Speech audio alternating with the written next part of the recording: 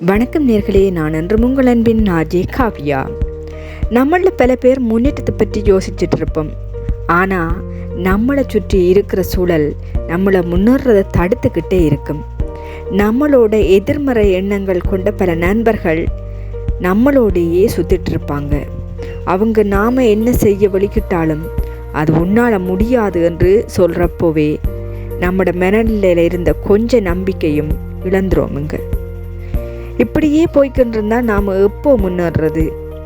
முதல்ல உங்களை நீங்களே நம்பணுங்க. அப்புறம் உங்களை சுற்றியுள்ள நண்பர்களிடத்தில் நீங்கள் நம்பிக்கைக்குரியவராக மாறணும். அதே போல் அவங்களையும் நேர்மறை எண்ணம் கொண்டவங்களாக மாற்றணுங்க. சில பேர் எப்போவுமே நம்மை பற்றி குறை கூறிட்டே இருப்பாங்க. அந்த நேரத்தில் நாம் தேவையில்லாமல் அவங்களோட சண்டை போட்டுக்கிட்டு இருக்காமல் மௌனமாக அவங்கக்கிட்ட இருந்து விலகிடணுங்க. நாம் அப்படி இருக்கணும், இப்படி இருக்கணும், கார் வாங்கணும், பங்களா வாங்கணும்னு ஆசைப்படுறது தப்பே இல்லைங்க. ஆனால் நாம் அதற்குரிய தகுதியை வளர்த்துக்கிட்டே இருக்கணுங்க. சில பேர் நம்மளை பார்த்து ஏளனமாக சிரிக்கிறப்போ நமக்கு ஒரு கோபம் வருமே. அந்த கோபத்தை யாராலையும் அடக்க முடியாது. ஆனால் அந்த இடத்துல நாம் கோபப்படுறதுக்கு முன்னாடி கொஞ்சம் யோசித்து ஏளனம் செய்தவங்க முன்னாடி நம்ம வாழ்ந்து காட்டணும்னு நினைச்சிங்கன்னா வந்த கோபம் காணாமல் போயிடும். மாறாக நீங்கள் நிராகரிக்கப்படும் இடத்தில் சிறு புன்னகையோட அந்த இடத்தை விட்டு முதல்ல விலகுங்க. அடிக்கடி வரும் கோபம், அழுகை எல்லாமே அர்த்தமற்றதுன்றதை புரிஞ்சு கொண்டு தன்னம்பிக்கையை மனசில் வச்சுக்கிட்டு உங்களுக்கான தகுதியை வளர்த்து கொள்ளுங்க.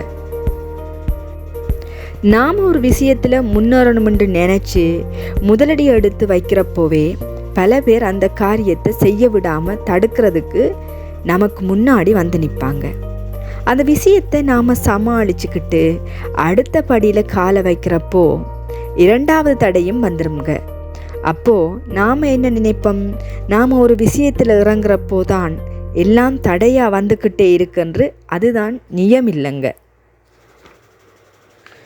இப்போது நாம் காரில் ஒரு இடத்துக்கு அவசரமாக போய்கிட்டு இருக்கிறப்போ அந்த ரோட் பிளாக் ஆகி இருந்தால் நாம் என்ன பண்ணுவோம்? நாம் போகிற இடத்துக்கு வேறு ரூட் இருக்கிறதான்னு பார்த்து கார் திருப்பிக்கிட்டு மற்ற ரோட்டு வழியாக நாம் போக வேண்டிய இடத்துக்கு போவோம் இல்லையா? அதே போல தாங்க நம்மளோட வாழ்க்கையிலையும் நாம் போகிற வழியில் 1000 தடைகள் வருங்க. ஆனால் நாம் நம்மளோட வாழ்க்கையில் எத்தனை தடைகள் வந்தாலும் அதை தாண்டி ஓடிக்கிட்டே இருக்கணும்.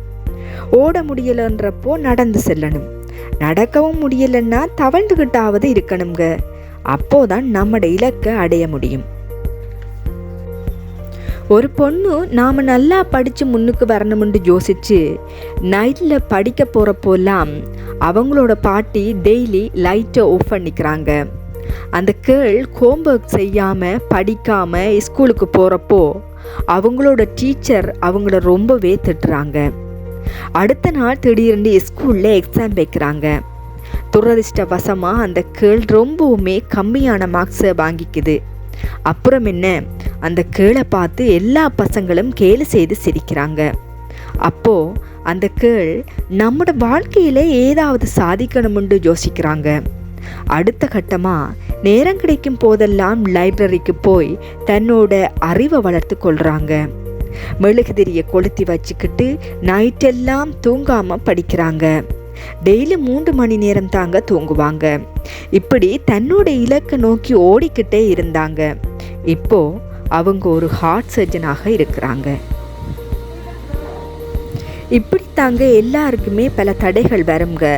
ஆனால் அந்த டைமில் நாம் தடைகளை பார்த்து பயந்துக்கிட்டு நம்மளால் முடியாது என்று நினச்சிக்கிட்டு நாம் விலகிக்கிறதால நாம் எதையுமே சாதிக்க முடியாமல் போயிருங்க.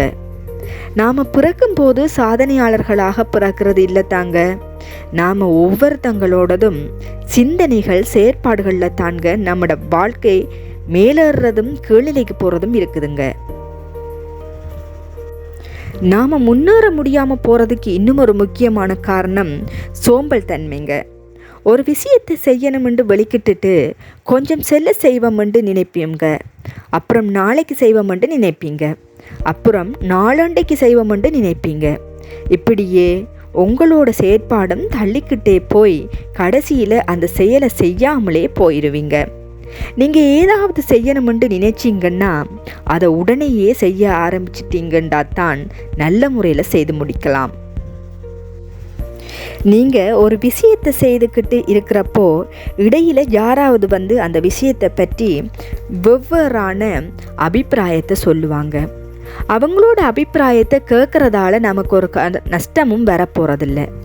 ஆனால் நாம் எடுத்த முடிவில் இருந்து எப்போவுமே மாறாமல் இருக்கிறது தான் நம்மளோட வெற்றிக்கு அடித்தளமாக இருக்கும் என்கிறத மறந்துடாதீங்க.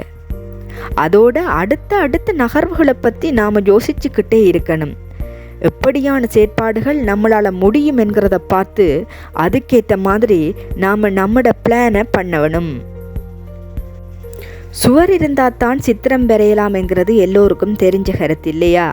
அப்போது நம்மளோட உடம்பாலையும் உள்ளத்தாலையும் முடியும் என்று தோன்ற ஒரு விஷயத்தை தான் நாம் செய்ய ஆரம்பிக்கணும். அதோட ஆரம்பித்த ஒரு விஷயத்தை கடைசி வரைக்கும் சக்ஸஸாக முடிக்கணும் இல்லையா? நம்மளோட உடல்லையும் உள்ளத்திலையும் அதுக்கு ஏற்ற மாதிரி மாற்றிக்கணும். அது மட்டும் இல்லாமல் நாம் நம்மளோட சிந்தனையில் எப்போவுமே தெளிவாகவும் இருக்கணுங்க. பல பேர் அவங்களோட விருப்பத்துக்கு ஏற்ற மாதிரி பிஸ்னஸ் ஆரம்பிக்கிறாங்க. ஆனால் அவங்களில் சில பேர் தான் அந்த பிஸ்னஸ்னால் உயர்ச்சி அடைஞ்சிக்கிட்டே இருப்பாங்க. காரணம் அவங்களோட எண்ணங்களையும் சிந்தனைகளையும் தெளிவாக இருக்கிறாங்க. மற்றவங்க அவங்களோட பிஸ்னஸை பாதியிலேயே விட்டுறாங்க. ஏன் தெரியுமா? தெளிவான மனநிலையும் சரியான முடிவும் இல்லாததாங்க காரணம். இனிமே நாம் எந்த செயல் செய்கிறதுக்கு முன்னாடியும் நல்லதொரு முடிவோட தெளிவான மனநிலையோட எப்படியான தடைகள் வந்தாலும் அதை பற்றி யோசிக்காமல் தடைகளை தாண்டி போனோம்டா நம்மளோட வெற்றியை யாராலையும் தடுக்க முடியாதுங்க. மற்றொரு தொகுப்பில் உங்களை சந்திக்கும் வரை உங்களிடமிருந்து விடைபெறும் நான் என்றும் உங்கள் அன்பின் ஆர்ஜே காவ்யா. வணக்கம் நேர்களே.